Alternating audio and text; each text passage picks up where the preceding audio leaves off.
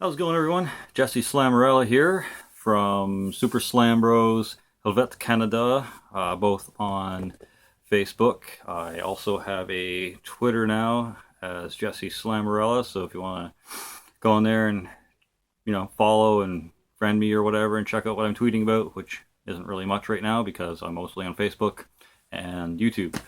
Anyways, welcome to another episode of Jesse Talks Metal. This is number 8 in this series, and this is about subgenres, the purpose and necessity of them. Now, just as a general philosophy, most genres and subgenres have a basic purpose. It's to define the type of music you're listening to.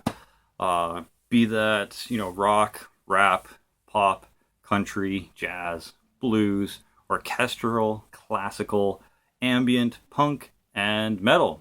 You might even consider opera and reggae a separate, basic genre, but I don't. I consider opera to be sort of like in the classical or orchestral type, or vocal, just vocal type of music, and reggae to be like an offshoot of rap and blues, just like R&B would be an offshoot of rap and blues. Other than those, you start getting into stuff that pertains to why you're at this channel, metal.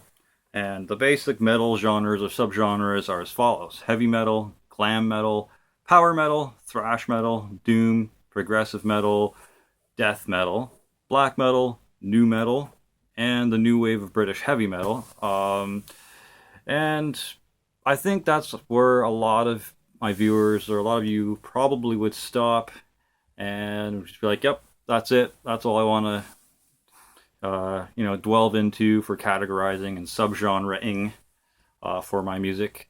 But it does go a little bit further, and I think some of the more seasoned metal listeners do also include the following subgenres. Just bear with me while I kind of go through them: deathcore, blackened death metal, blackened thrash, grind, death grind, grindcore, brutal death metal, Viking metal, noise, slam, which is slamming death metal, technical death metal, progressive death metal, blackened doom, slamming doom, etc. Just things like that, kind of like the two adjective subgenre metal, and that's probably a good place to just leave it. But at the same time, I know there's a lot of different metal listeners out there that like to further categorize and further label different variations of the metal. And some people feel that deeper subgenreing or that subgenres are a bit too much, or they feel they're excessive labeling, that at a point metal is just metal and should just stop being labeled. Some people find that the fine labeling every deviance in metal only creates division between the listeners themselves. And that's the question that might sometimes get brought up: is subgenre actually subgenre labeling actually more harmful than good? And I kind of did think about that. One hand being it's harmful, the other hand being it's helpful. And on the harmful side, I kind of don't feel that the subgenre labeling is. However, there are people who will take things to the extreme and will try to ruin it for everyone. Just take it to the point of musical elitism and just take it to the extreme of sort of like how religions have the extremists and go crazy and do different really dumb things. But that's pretty much the same way it is in a lot of underground music or metal or stuff like that, where people are just so caught up in their music that it becomes like a religion for them. It's like metal is their church or something, and they gotta defend their favorite genre and defend their favorite band or album or whatnot. Anyone who doesn't like it's an asshole or a noob or something stupid like that. But that's people. That's not the music. Labeling and categorizing of music itself isn't harmful. It's it's rather helpful, I think. So for the helpful question, it's yes. I would say it's helpful. It allows listeners to discover exactly what they're looking for and potentially avoid music they aren't necessarily looking for and might not enjoy. It's also just another way to compile, order, and otherwise just organize music in a logical manner. Besides just, alphabetically or chronologically, you can also go, oh, well, this is my black metal, this is my death metal, this is my 80s glam and thrash, this is my, doom and sludge doom and stoner metal over here. This is my black metal that became Viking metal, and it's different, so I want to label it Viking metal and put it over in this section of my, CD racks that you can see behind me. For example, everything over here to my right is yeah, my right looks like your right as well. I think when you see this, it's a lot of like old rock and roll, like Alice Cooper and shock rock, and I got some new metal over there, like Edema. I even got some leftover AFI that I wasn't able to sell. I've got some Billy Talent down at the bottom way there, like 2 feet down from where the camera is showing. I got some Black Sabbath and some Blackstone Cherry, and don't know if I mentioned I have Billy Talent there and shit as well. And then I go on to different like alternative rocky metal type of stuff like Breach of Trust, Egypt Central. I've got what the fuck, Burning Brides, Coal Chamber, The Creep Show, Disturbed, Dope, Escape the Fate, Falconer. I got Fall Out Boy in there. Woohoo! Poser points. Yeah, just a bunch of different stuff, and there's different sections for each one. Right now, all this stuff here is mostly just alphabetical and chronological alphabetical order as well. But on the left side of me here, I have in this pile right here is all of my slam and brutal death metal and some odd porno grind and death grind in there as well. I have a different tower that's up to probably about my ribs tall, filled with death metal and some odd deathcore in there too. And then I have my my casket case. I'll just quickly show you here. My casket case with all my black metal. Built that shelf by myself, by the way. It's a little Jimmy rigged and put together with a bunch of black mono or whatever sealant. But that's what I got that in, and it just labeling and categorizing music isn't a bad thing. I don't think it's the people that normally get involved and get outrageous and extreme about it that make it bad. But there's also that question: at what point does it become too excessive? Too many fucking sub genres. You're making my head explode. Just call it metal, dude. And I think there is a point. It's mostly individual preference at certain points. However, I feel that once it gets to the fourth and fifth level of sub-genreing, that's a fair beginning for excessive labeling. For example, blackened technical progressive death metal. That could actually be a thing, and not too bad. I just wouldn't want to write that out every time I'm describing what kind of music I listen to. Here's another example. Brutal slamming noise grindcore. I think I wrote noisy grindcore, but whatever. That probably could be a thing too. But do you really want to write that out a million times or say that a million times to whoever's asking you, so, what's your favorite type of metal? And you just be like, forever, and it just kind of drags on. The person's like, yeah, I get it. You listen to really heavy extreme stuff. Final example is when it starts getting to like the fifth or sixth level of description or adjective in describing what the fuck you listen to. Blackened, thrashing, doomy, sludge-crusted porno grind. Try saying that a few hundred times. No thanks.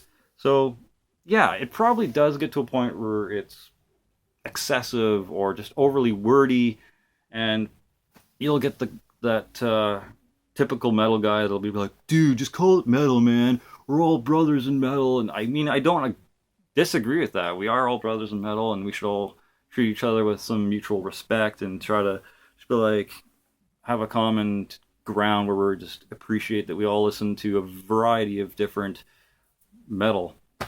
Uh, be that aluminum or copper or silver. Not kidding. But just there is a point to it. There's a reason why we do have subgenres and different things like that. It is to let your fans or buyers, potential buyers, if you go to stores or online sellers that have certain types of metal, because you wouldn't want to be a Deep Purple fan and go and accidentally buy, Pornogrind. Or you wouldn't want to be, let's say, a Poison fan and accidentally buy Blackened Thrash. It's probably not what you're going to be listening to. I mean, sure, everyone has a wide variety of music sometimes, but if you're strictly into like glam or thrash or progressive metal, you're probably not going to be too big into noise or like brutal slamming death metal. You're probably going to take a while before you get to that point and listen to that obscure amount of just heaviness and extreme music. But for the most part, there is a point. There is excessive labeling, and there are assholes in the music metal genre crowd that will berate you and put you down and be absolute assholes for not being at their level of metal listening or whatever stage in life. But we all go down that rabbit hole on our own accord, at our own speed, and we just all discover music at our own pace. Just because someone's not there with you at the same time doesn't make them any less of a metalhead, doesn't make them a poser. Even liking other genres besides metal doesn't make them a poser, doesn't make them, a noob or something like that. I mean, they could be new to listening to metal, they could be new to different subgenres of metal, but that doesn't make them a noob.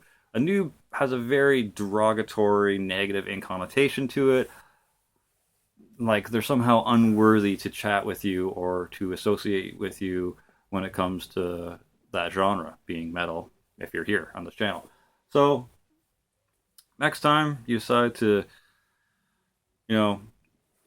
point your finger and kind of be a dick to entry-level metalheads, ease up. They'll get there.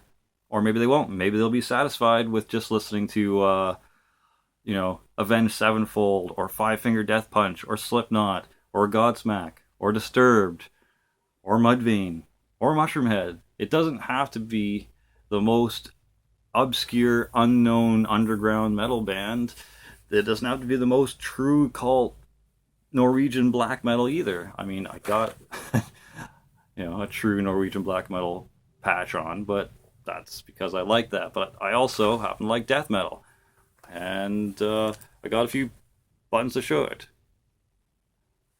I'm Morning. Got my own patch there. I'm like really stretching this up. Anal Fistfuckers. They're like porno scat grind. But then I also like black metal, which is on this side. Got some Marduk, Dark Throne, Emperor, and even got some first wave black metal, Venom on there. And on the back, I've got 6 Feet Under, some Watain. So I'm all over the board, and that's cool.